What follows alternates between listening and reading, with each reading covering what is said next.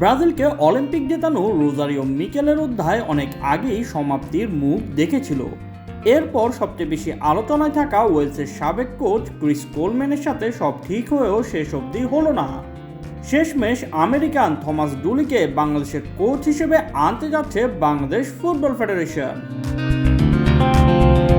আনুষ্ঠানিক ঘোষণা এখনো আসেনি, তবে গতকাল হওয়া জাতীয় দল কমিটির মিটিংয়ের পর সব জায়গায় নিশ্চিত খবর ছড়িয়ে পড়ে থমাস ডুলি হচ্ছেন হামজা সমিতদের পরবর্তী পথ প্রদর্শক। থমাস ডুলি এর আগে গায়ানা ফুটবল দলের কোচ ছিলেন। সাফল্য ও চুক্তির মেয়াদ থাকা সত্ত্বেও তিনি সেখান থেকে গত সপ্তাহে পদত্যাগ করেন। ওই সময় থেকেই আলোচনায় ডুলি বাংলাদেশের কোচ হতে পারেন, কারণ তিনি বাফুফের সংক্ষিপ্ত তালিকায় ছিলেন এবং শেষ পর্যন্ত সেটাই হতে যাচ্ছে। ওয়েলসের সাবেক কোচ ক্রিস কোলম্যানকে হামজাদের কোচ করা নিয়ে ব্যাপক আলোচনা হয়েছে, কিন্তু এজেন্টের ফি জটিলতায় চুক্তি হয়নি। এরপরেই ফেডারেশন বিকল্প নিয়ে কাজ শুরু করে।